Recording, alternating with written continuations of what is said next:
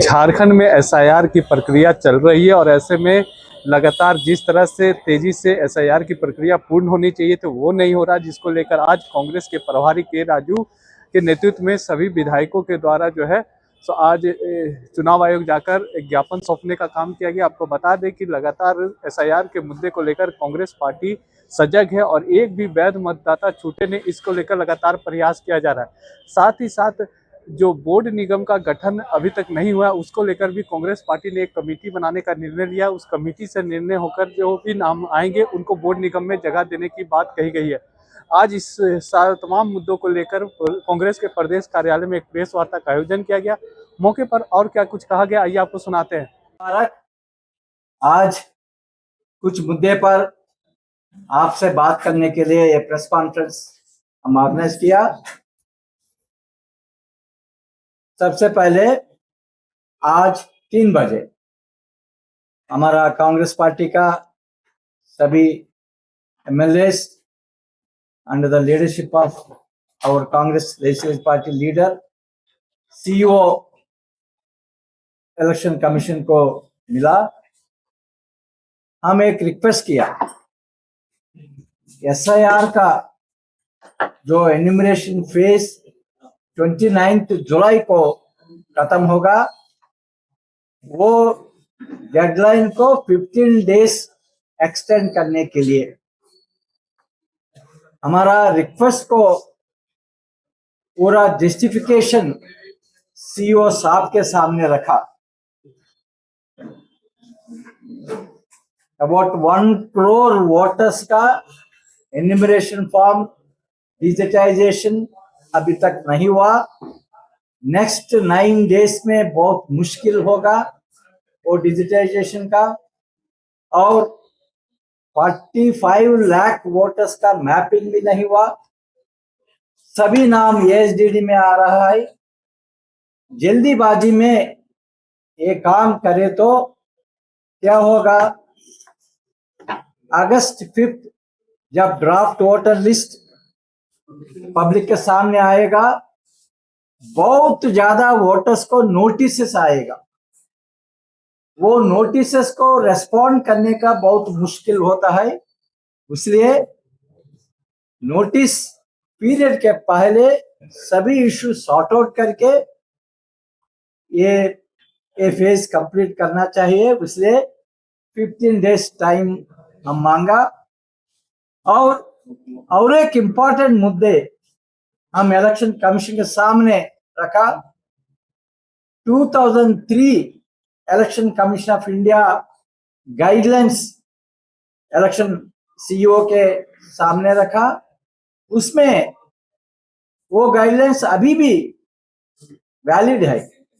वो गाइडलाइंस को अभी भी रीइटरेट किया इलेक्शन कमीशन ऑफ इंडिया, मगर अभी तक वो गाइडलाइंस फॉलो नहीं किया। क्या है ये है, जब वोटर लिस्ट रिवीजन होता है तब ग्राम सभा कन्वीन करके वो वोटर लिस्ट में क्या रिवीजन कर रहा है वो ग्राम सभा को इन्फॉर्म करना। ग्राम सभा मेंबर से ग्राम सभा जो हाजिर होंगे उससे सजेशंस लेके, उससे राय लेके वोटर लिस्ट को ट्रांसपेरेंटली अपडेट करना, ये इलेक्शन कमीशन ऑफ इंडिया का गाइडलाइंस है।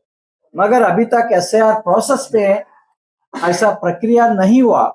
ऐसा प्रक्रिया करना जरूरी है, क्योंकि पूरा ग्राम सभा को मालूम होगा कौन है वो गांव में वोटर है, कौन है एब्सेंट है, कौन है डेड है, कौन है डुप्लीकेट है, कौन है सस्पिशियस है, सभी मालूम होता।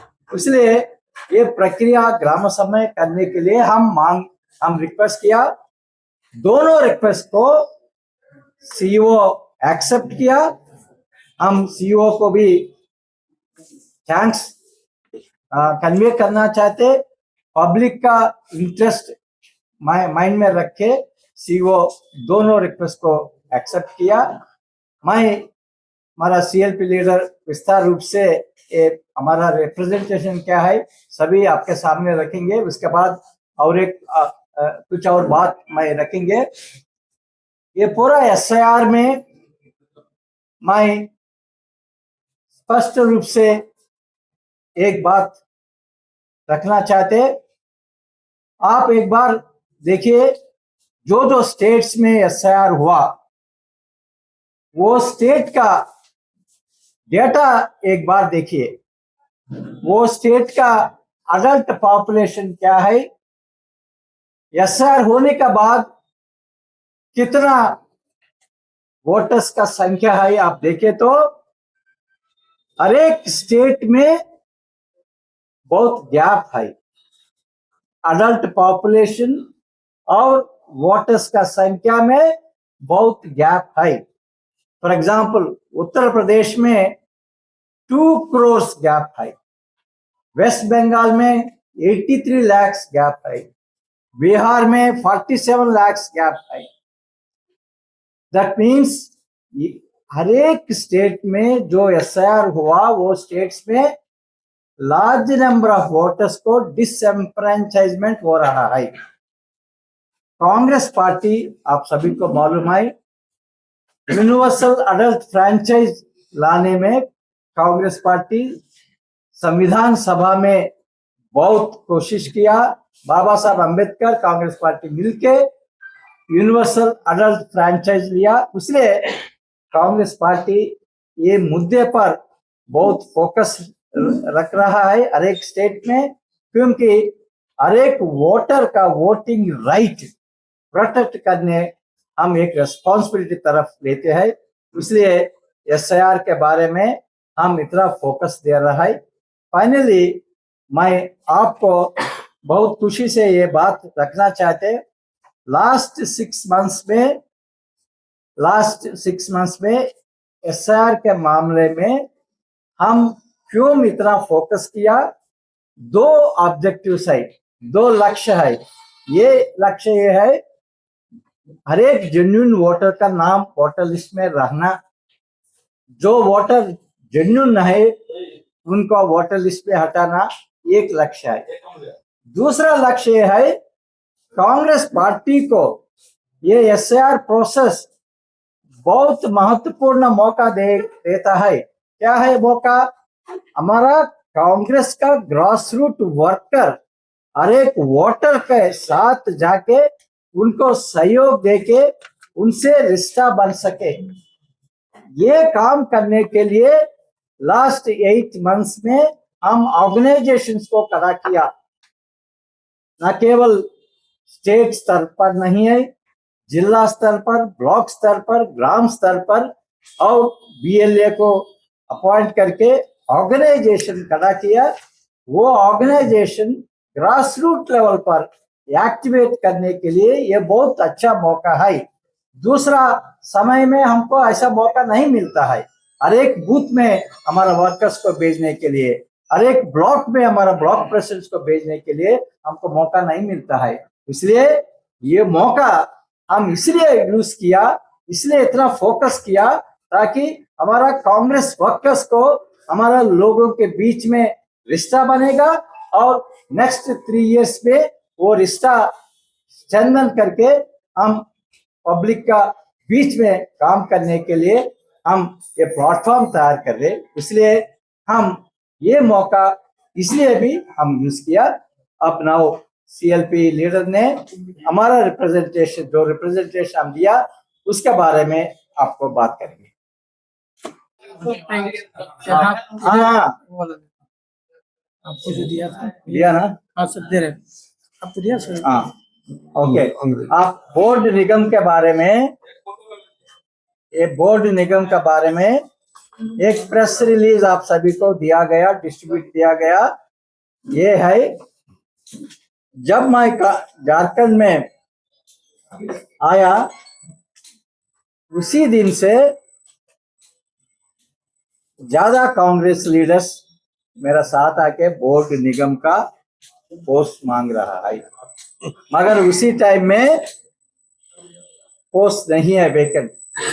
रिसेंटली पोस्ट आ गया, मगर मेरे सामने एक डिसीजन है, क्या पूरा पोस्ट मेरा जॉब में रख के मैं एक एक को डिस्ट्रीब्यूट करना और डेमोक्रेटिक वे फॉलो करके सभी का राय लेके और लोकल लीडर्स जो लोकल लीडर्स इधर है उनको मालूम होता है कौन है कई सालों से कांग्रेस पार्टी में सेवा किया, कितना सैक्रिफाइसेस किया, कितना योगदान किया, ये लोगों को मालूम होता है। Like ex Pradesh Congress committee presidents, ex working presidents, क्योंकि ये लोकल लीडर्स है, कई सालों से इधर काम किया, उनको मालूम है कौन कौन को हम ऐसा रेस्पॉन्स ऐसा अपॉर्चुनिटी देना। सीएलपी को मालूम होता है, डिप्टी सीएल को मालूम होता है।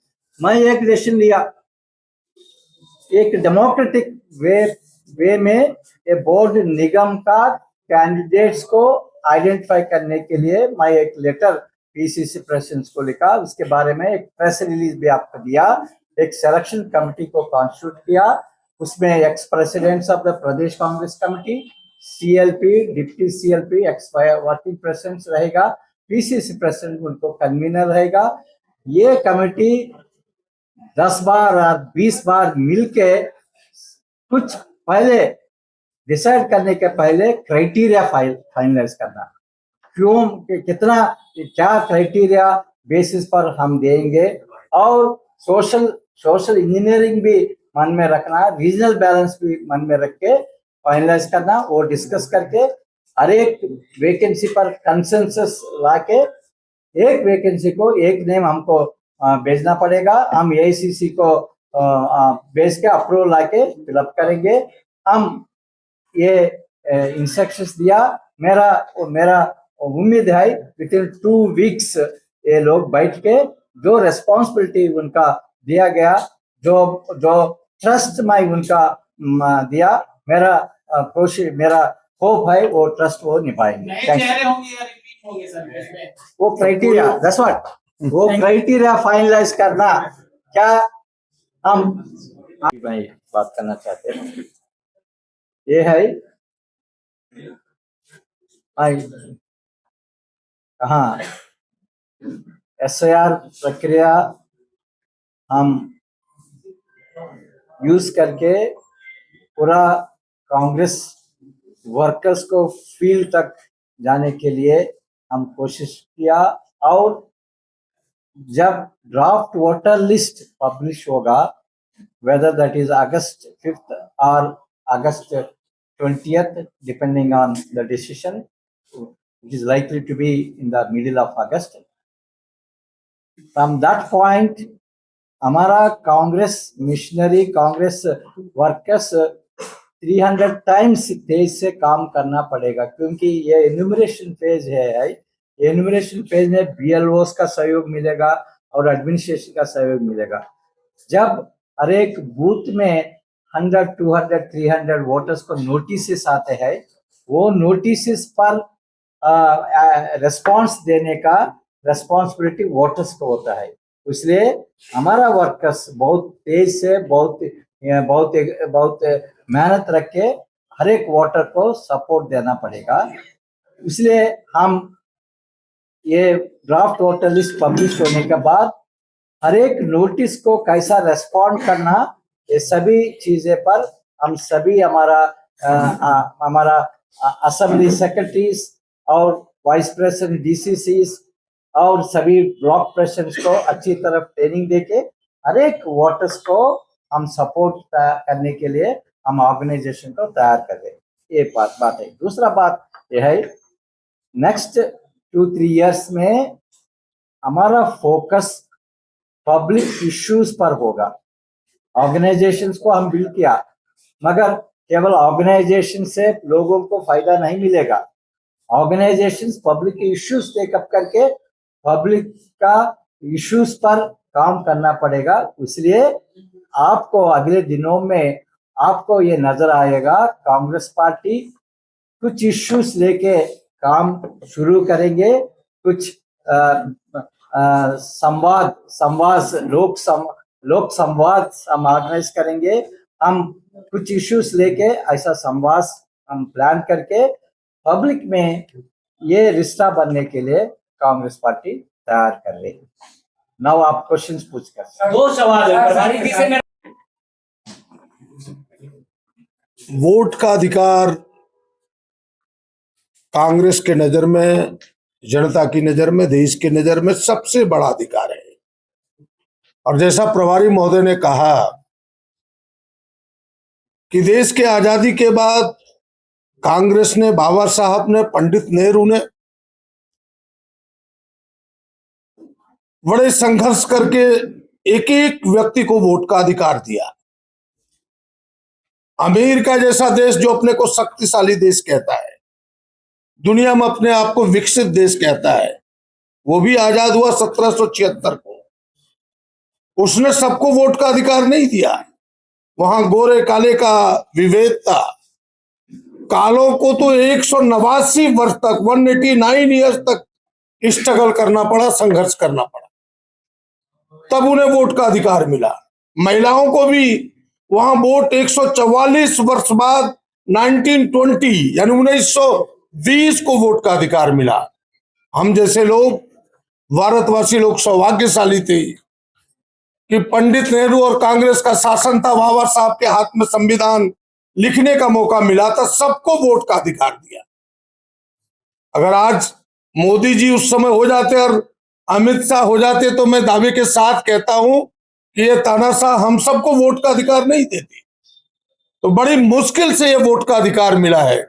इसीलिए कांग्रेस ने कमर कसा है कि इस वोट के अधिकार की हम रक्षा करें। और इसीलिए इतनी सघन चिंता, इतनी गंभीर चिंता और इतना वक्त हम सब इस वोट के अधिकार में लगाए। अभी हम सबों ने एक मेमोरेंडम अपने आदरणीय प्रभारी महोदय के नेतृत्व में सीओ के पास दिया है और उसमें हम सबों ने कहा कि भाई आप 15 दिन का और समय दें ताकि एक भी वोटर यह जो डिजिटाइजेशन है उससे वंचित ना हो, अपने नाम को अंकित कराने में छूट ना जाए। क्योंकि अभी वर्षा का समय है, खेती प्रधान है, 80% लोग यह कृषि पर निर्भर करते हैं, प्रवासी मजदूरों की संख्या काफी अधिक है, कई विषय हैं, शहरी क्षेत्र में भी वोटर का इधर उधर वितरण हुआ है। तो इन तमाम चीजों को ध्यान में रखते हुए हमने 3-4 कारण उनको बताया कि अभी 9 विधानसभा ऐसे हैं जिन विधानसभाओं में 50% से कम डिजिटाइजेशन हुआ है। 21 विधानसभा ऐसे है जहां 60% से कम डिजिटाइजेशन हुआ है। तो ऐसे में से लोग वोट से छूट जाएंगे, अपने एनोमिनेशन फॉर्म भरने में, गन्ना विपत्र भरने में छूट जाएंगे। इसलिए आप 15 दिन का समय दीजिए। उन्होंने इस पर सहमति जताई है और कहा कि जल्दी इस पर हम विचार करेंगे। पार्टी ने हृदय से उन्हें धन्यवाद दिया है। दूसरा जो कि भाई जिन लोगों के नाम आएंगे, चाहे वो ASDD में हो या फिर कुछ कारणों से त्रुटिपूर्ण हो, ऐसे लोग जान कैसे पाए? तो जो गाइडलाइन है, आज फॉर गाइडलाइन 2003 के चुनाव आयोग को जो गाइडलाइन है, ग्राम सभा में उसको रखा जाए और उन्होंने इस पर भी सहमति जताई कि इसे भी हम ग्राम सभा में रखेंगे। तीसरा, अभी 1000 में से ऐसे 10 लोग हैं जिन्हें गन्ना विपत्र यानी कह सकते हैं कि एनोमिनेशन फॉर्म, जिसे कि देहाती भाषा में SIR फॉर्म कहते हैं, वो उनके हाथ नहीं लगा है।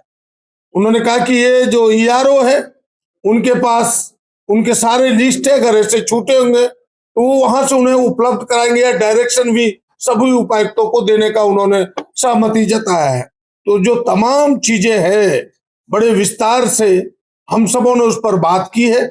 सारे विधायक थे, माननीय प्रभारी महोदय थे और सबने मिलकर उनके सामने रखा है। उन्होंने हमारे विचारों को गहनता से, गंभीरता से लिया है और हमें विश्वास है कि यह कदम जो कांग्रेस पार्टी ने उठाया है राज्य के तमाम वोटरों को सहूलियत देगा, एक एक वोटर की शक्ति को, अधिकार को बचाने में मदद करेगा।